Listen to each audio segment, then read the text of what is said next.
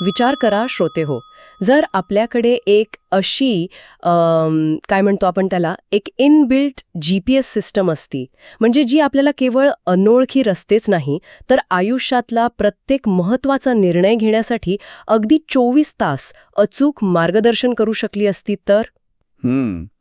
आणि विशेष म्हणजे यासाठी कोणत्याही बाह्य उपकरणाची किंवा इंटरनेटची अजिबात गरज नसती. अगदी. म्हणजे बाहेरच्या जगात कितीही गोंधळ असला, माहितीचा महापूर असला, तरी ही एक आंतरिक होकायंत्रासारखी प्रणाली आपल्याला आतून एकदम स्थिर ठेवून अचूक दिशा दाखवत राहील. नक्कीच. आणि तसं पाहिलं तर जेव्हा आपण मानवी चेतना किंवा आपल्या अस्तित्वाचा विचार करतो ना, तेव्हा हे बाह्य जग आणि आपली आतली दिशा यातील रेषा खूपच धुसर होतात. हो ना? आणि म्हणूनच आजच्या आपल्या या ज्ञानयात्रेत आपण एका अशाच अकल्पनीय दाव्याचं अतिशय सखोल विश्लेषण करणार आहोत. आजचे आपले जे स्रोत आहेत ना, ते खूपच वेगळे आणि विशेष आहेत. हो, आपण 1994 मधील गुरु सियग यांच्या एका दुर्मिळ व्हिडिओच्या ट्रान्स्क्रिप्टचा आज अभ्यास करणार आहोत. हा व्हिडिओ सनातन द इटर्नल या यूट्यूब चॅनलवरून घेतलेला आहे. बरोबर. पण बघा, एक गोष्ट आपण इथे अगदी सुरुवातीला स्पष्ट करूया. आपण आज या विचारांचं समर्थन करण्यासाठी किंवा एखाद्या विशिष्ट धार्मिक दृष्टिकोनाला नावे ठेवण्यासाठी अजिबात जमलेलो नाही आहोत. अगदी महत्त्वाचा मुद्दा मांडलात तुम्ही. आपला उद्देश फक्त एका विशिष्ट तत्वज्ञानाचा, त्यांच्या दाव्यांचा आणि त्यामागच्या तर्कशास्त्राचा अत्यंत तटस्थपणे अभ्यास करणं हा आहे. एकंदरच मानवी उत्क्रांतीकडे पाहण्याचा हा एक वेगळा दृष्टिकोन आहे. म्हणजे तसं पाहिलं तर धावपळीच्या या जगात आपण प्रत्येक गोष्टीसाठी बाहेरच्या लोकांवर किंवा गुगलवर अवलंबून असतो. त्यामुळे आतून मिळणाऱ्या अखंड मार्गदर्शनाची ही संकल्पनाच खूप कुतूहल निर्माण करते. पण मला एक सांगा, हे मार्गदर्शन मिळवण्यासाठी किंवा ती आतली सिस्टीम चालू करण्यासाठी नेमकं काय करावं लागतं? इथेच मूळ स्रोताने अगदी सुरुवातीलाच प्रचलित समजुतींना मोठा धक्का दिला आहे. वक्त्याने स्पष्टपणे म्हटले की केवळ अगरबत्ती फिरवणे, धूप लावणे किंवा रोजची बाह्य कर्मकांडे करणे म्हणजे खरा धर्म नाही. अच्छा, मग त्यांच्या मते खरा धर्म काय आहे? त्यांच्या मते खऱ्या धर्माचं मुख्य आणि एकमेव काम हे त्या आत बसलेल्या सर्वोच्च शक्तीशी आपला थेट संपर्क जोडून देणं हे आहे. बाह्य कर्मकांडे हा त्या प्रवासाचा मूळ उद्देश असूच शकत नाही, असं ते ठामपणे सांगतात. बापरे, हे ऐकताना मला आपल्या तंत्रज्ञानातल्या एका गोष्टीची आठवण येते. म्हणजे बघा, हे अगदी असं आहे की आपण एखाद्या अतिशय महागड्या लॅपटॉपची किंवा गॅजेट्सची बाहेरील स्क्रीन पुसण्यात आपला सगळा वेळ घालवतोय. हो, त्याला सुंदर कव्हर लावण्यात सगळी ऊर्जा घालवतोय आपण. अगदी तेच. पण त्याची मूळ ऑपरेटिंग सिस्टम कशी चालते, तिची खरी क्षमता काय आहे, हेच आपण विसरून गेलो आहोत. आपण फक्त त्या हार्डवेअरची पूजा करतोय आणि सॉफ्टवेअरकडे पूर्ण दुर्लक्ष करतोय. हे उदाहरण या सूत्राला एकदम अचूक लागू पडते बघा. कारण याच ऑपरेटिंग सिस्टीमला स्रोतामध्ये एका अतिशय वेगळ्या आणि सुंदर शब्दात मांडला आहे, आणि तो शब्द आहे मनमंदिर. मनमंदिर म्हणजे नेमकं काय? मूळ स्रोताचा असा युक्तिवाद आहे की आध्यात्मिक प्रगतीचे दोन मुख्य स्तर असतात. एक म्हणजे माया आणि दुसरं म्हणजे मोक्ष. माया आणि मोक्ष. हो, सामान्य लोक बाह्य कर्मकांडांमधून किंवा अगदी खालच्या पातळीवरच्या दीक्षेतून जे काही मिळवतात, मग ती संपत्ती असो किंवा शांती, ते सर्व मायेच्या कक्षेत येतं. पण खऱ्या मोक्षासाठी म्हणजे जन्ममृत्यूच्या चक्रातून सुटण्यासाठी त्या आत बसलेल्या परमसत्तेशी जोडलं जाणं आवश्यक असतं. पण मला इथे एक मोठा प्रश्न पडतोय. जर बाह्य कर्मकांड फक्त मायेचा भाग आहेत, तर मग जगभरात जी एवढी मोठी मंदिरे, भव्य चर्च आणि मशिदी आहेत, त्यांचं काय? त्यांच्या अस्तित्वाचा काहीच उपयोग नाही का? याच मुद्द्यावर स्रोतांनी एक अतिशय धाडसी दावा केला आहे. जेव्हा एखाद्या व्यक्तीला या मनमंदिरात म्हणजे स्वतःच्या आतच ईश्वराचं दर्शन होईल, तेव्हा ती व्यक्ती बाहेरच्या दगडाच्या इमारतींमध्ये जाणार नाही. म्हणजे चर्चमध्ये किंवा मंदिरात जाण्याची गरजच उरणार नाही. होय, स्रोतामध्ये असा दावा केला आहे की जेव्हा हे मनमंदिर जागृत होईल, तेव्हा चर्चचं किंवा इतर धार्मिक इमारतींचं भौतिक अस्तित्व कदाचित संपुष्टात येईल. पण विशेष म्हणजे हे अँटीक्राइस्ट नसून प्रो क्राइस्ट असेल, असं ते म्हणतात. एक मिनिट. बाह्य इमारतींचं महत्त्व संपणं हे ख्रिस्ताच्या शिकवणीच्या विरोधात कसं नसेल? हे थोडं समजावून सांगाल का? नक्कीच. त्यांच्या तर्कानुसार ख्रिस्ताची मूळ शिकवण ही ईश्वराचे राज्य तुमच्या आत आहे अशीच होती. त्यामुळे जेव्हा लोक खरोखरच आतल्या राज्याशी जोडले जातील, तेव्हा बाहेरच्या इमारतींची गरज आपोआप संपेल. आणि म्हणूनच हे खऱ्या अर्थाने ख्रिस्ताच्या बाजूने म्हणजे प्रो क्राइस्ट असणं आहे. अच्छा. आता समजलं. आणि सोबतच मूळ वक्त्याचा असाही दावा आहे की हिंदू धर्म हा जगातील मोक्षदाता धर्म आहे आणि जेव्हा या मनमंदिराची जागृती होईल तेव्हाच इतर धर्मग्रंथांमधील इशारे पूर्णत्वास जातील. हा खरंच एक खूप व्यापक आणि काहीसा वादग्रस्त वाटू शकणारा दावा आहे, ज्याचा आपण अर्थातच फक्त तटस्थपणे अभ्यास करत आहोत. पण मला त्यांच्या दुसऱ्या एका दाव्याने खूप विचार करायला लावला. कोणता दावा? आपण नेहमी असं मानतो ना की तर्क, बुद्धी आणि विज्ञान हेच मानवी प्रगतीचं मुख्य इंजिन आहे. विज्ञानामुळेच आपण गुहेतून आजच्या डिजिटल युगात आलो. मग मूळ स्रोताने या बुद्धीवर आणि विशेषतः पाश्चात्य जगाच्या बुद्धिमत्तेवर एवढी कठोर टीका का केलीये? बरोबर आहे तुमचा प्रश्न. म्हणजे बुद्धीला थेट विनाशाचं कारण म्हणणं हे थोडं टोकाचं नाही वाटत? वरवर पाहता ते नक्कीच टोकाचं वाटतं, पण स्रोताच्या आतील तर्कशास्त्र समजून घेणे इथे महत्वाचं आहे. बघा, स्रोत बुद्धीला पूर्णपणे नाकारत नाहीये. मग त्यांचा नेमका आक्षेप कशावर आहे? तर त्यांचा आक्षेप बुद्धीच्या नियंत्रणाविना होणाऱ्या वापरावर आहे. वक्त्याने असा दावा केला आहे की पाश्चात्य जगाने, ज्याला आपण सर्वाधिक प्रगत आणि बुद्धिमान म्हणतो, त्यांनी त्यांच्या बुद्धीच्या जोरावर अशी विनाशकारी अस्त्रे बनवली आहेत जी संपूर्ण सृष्टीला 7-8 वेळा नष्ट करू शकतील. बापरे, 7-8 वेळा जग नष्ट होईल एवढे अस्त्र. म्हणजे ते बहुधा अणुअस्त्रे किंवा जैविक शस्त्रांबद्दल बोलत असावेत. अगदी बरोबर. आणि स्रोतानुसार आज या तथाकथित प्रगत जगातील 70% जास्त ऊर्जेचा वापर मानवाच्या विनाशाची तयारी करण्यासाठीच होत आहे. म्हणजे मूळ प्रश्न बुद्धीचा नाही, तर ती बुद्धी कोण चालवतंय हा आहे. बरोबर? अगदी अचूक ओळखलत. स्रोताच्या मते जेव्हा विज्ञान किंवा सुपरमाइंड हे केवळ मानवी मनाच्या आणि अहंकाराच्या आधारे काम करतं, तेव्हा ते नेहमी विनाशकारी ठरतं.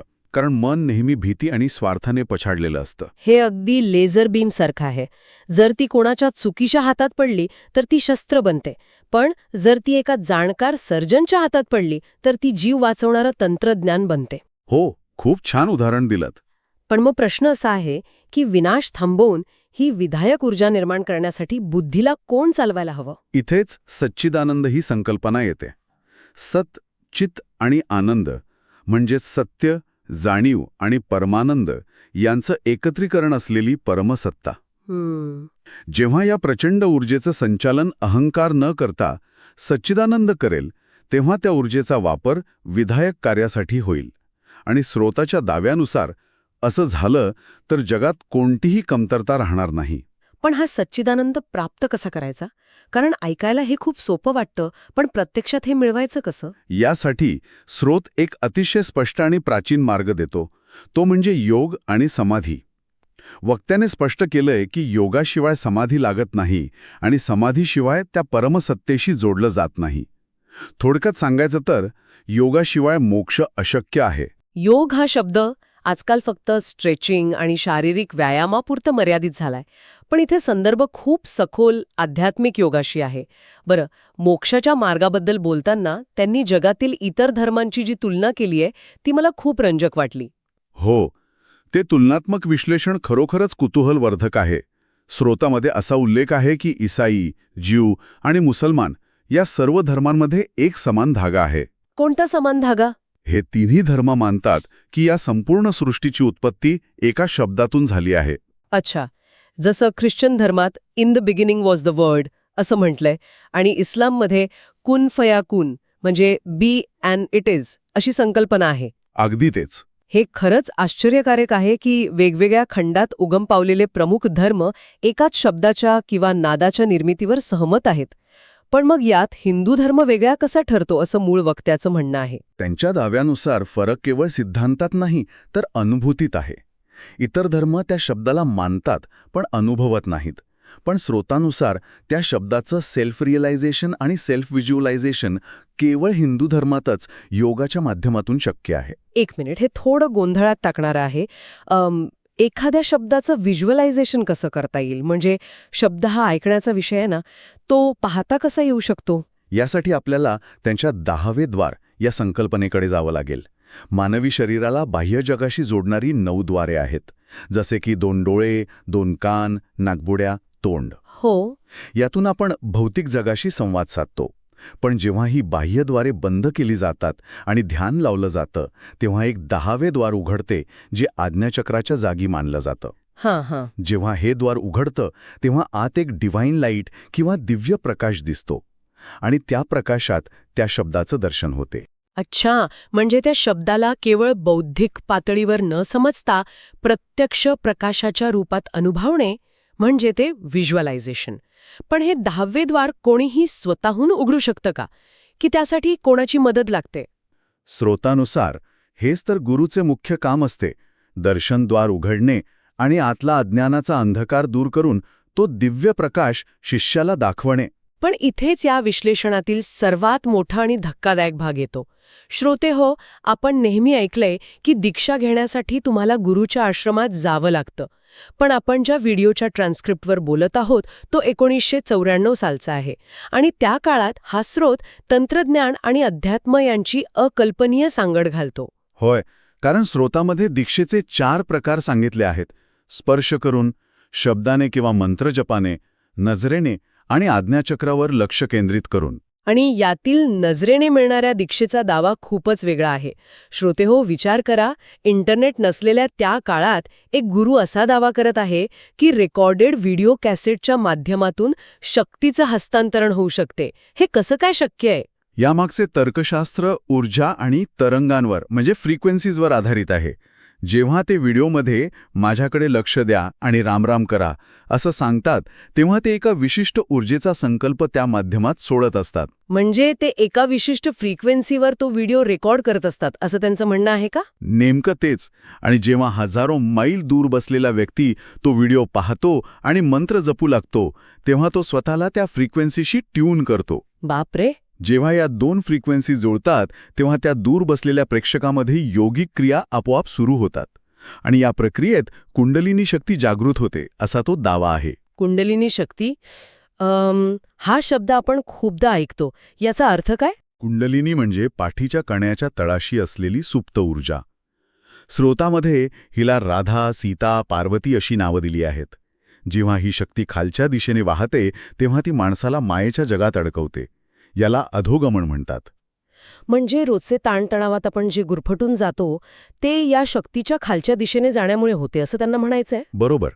पण गुरुदीक्षेने या कुंडलिनीचं ऊर्ध्वगमन सुरू होते. म्हणजे ती शक्ती वरच्या दिशेने 10व्या द्वाराकडे प्रवास करू लागते. हाच मोक्षाचा मार्ग आहे.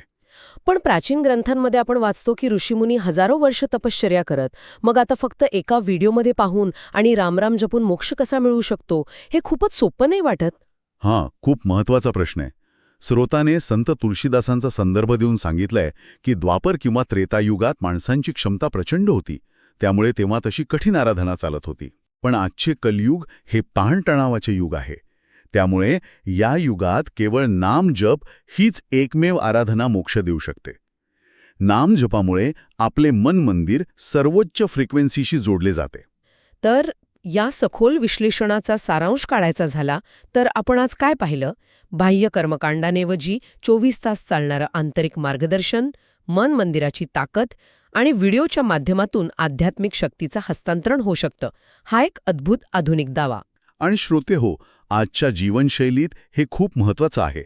आपण सतत नोटिफिकेशनच्या भडीमारात जगतो. आपला मेंदू सतत बाह्य जगात गुंतलेला असतो. खरंच आपण केवळ माहिती गोळा करतोय की स्वतःच्या मनमंदिरात डोकावून पाहण्यासाठी काही वेळ देतोय? तो आतला आवाज ऐकणं आजच्या गोंधळाच्या काळात खूप प्रासंगिक आहे. आणि श्रोतेहो, ही ज्ञान यात्रा संपवताना मी तुमच्यासाठी एक नवा मुद्दा ठेवून जाते. कोणता मुद्दा? एक क्षण विचार करा, जर 1994 मध्ये एका साध्या व्हिडिओ कॅसेटच्या माध्यमातून योगिक शक्ती हजारो मैल दूर पोहोचू शकत होती असा दावा असेल, तर आजच्या AI आणि VRच्या युगात मानवी चेतनेचा प्रवास कसा असेल? हां, खरंच खूप खोल विचार आहे. भविष्यात जेव्हा आपण VR हेडसेट लावून पूर्णपणे वेगळ्या जगात जाऊ तेव्हा हे तंत्रज्ञान आपल्याला आपल्या मूळ स्वरूपापासून दूर नेईल की आपल्या मनमंदिराचं दार उघडणारी एखादी डिजिटल किल्ली बनेल? सुरुवातीला आपण ज्या GPS सिस्टमबद्दल बोललो होतो ती शोधण्यासाठी हे नवीन तंत्रज्ञान मदत करेल की रस्ता चुकवेल? याचा नक्की विचार करा. याच प्रश्नासोबत आपण इथेच थांबूया. पुन्हा भेटूया अशाच एका नव्या सखोल विश्लेषणात.